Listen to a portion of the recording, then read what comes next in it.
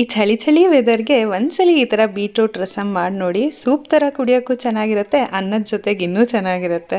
ಇದನ್ನ ಮಾಡೋದಕ್ಕೆ ಮೊದಲು ಬೀಟ್ರೂಟ್ನ ಸಣ್ಣಕ್ಕೆ ಹೆಚ್ಕೊಂಡು ಅದನ್ನ ಒಂದು ಕುಕ್ಕರ್ಗೆ ಹಾಕ್ಕೊಂಡು ಅದಕ್ಕೆ ಅರಿಶಿನ, ಒಂದು ಸ್ವಲ್ಪ ಉಪ್ಪು, ನೀರು ಇಷ್ಟನ್ನು ಹಾಕ್ಕೊಂಡು 1-2 ವಿಸಿಲ್ ಕೂಗಿಸ್ಕೋಬೇಕು, ಪೂರ್ತಿ ಮೆತ್ತಗಾಗೋ ಥರ. ನಮ್ಮನೆ ಪುಟಾಣಿಗಳಿಗಂತೂ ಬೀಟ್ರೂಟ್ ರಸಮ್ ಅಂದರೆ ತುಂಬ ಇಷ್ಟ. ಅನ್ನದ ಜೊತೆ ಕಲ್ಸ್ಕೊಟ್ಬಿಟ್ರೆ ಪೂರ್ತಿ ತಟ್ಟೆ ಖಾಲಿ ಮಾಡ್ತಾರೆ.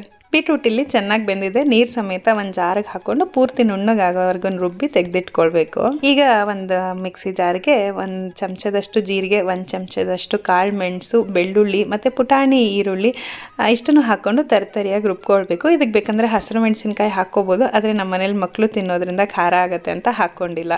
ಮತ್ತು ತರಿಯಾಗಿ ಒಂದ್ಸಲಿ ರುಬ್ಕೊಂಡ್ಮೇಲೆ ಅದಕ್ಕೆ 1 ಟೊಮೆಟೊ ಹಾಕ್ಕೊಂಡು ಮತ್ತೆ ತರಿಯಾಗಿ ರುಬ್ಕೊಂಡು ಅದನ್ನು ಒಂದು ಪಾತ್ರೆಗೆ ತಗೋಬೇಕು. ಮತ್ತು ರುಬ್ಬಿಟ್ಕೊಂಡಿದ್ವಲ್ವ ಬೀಟ್ರೂಟು ಅದನ್ನು ಹಾಕೊಂಡು ಎಷ್ಟು ಬೇಕೋ ಅಷ್ಟು ನೀರು ಹಾಕೊಂಡು ಕನ್ಸಿಸ್ಟೆನ್ಸಿ ಅಡ್ಜಸ್ಟ್ ಮಾಡ್ಕೋಬೇಕು. ಅದಾದಮೇಲೆ ಹುಣಸೆ ರಸ ಒಂದು ಅರ್ಧ ಕಪ್ ಅಷ್ಟು, ಅದಾದಮೇಲೆ ಕೊತ್ತಂಬರಿ, ಕರಿಬೇವು ಹಾಕ್ಕೊಂಡು 1 ಚಮಚದಷ್ಟು ಸಾರಿನ ಪುಡಿ ಅಥವಾ ರಸಂ ಪುಡಿ ಯಾವುದಾದ್ರೂ ಹಾಕೋಬೋದು.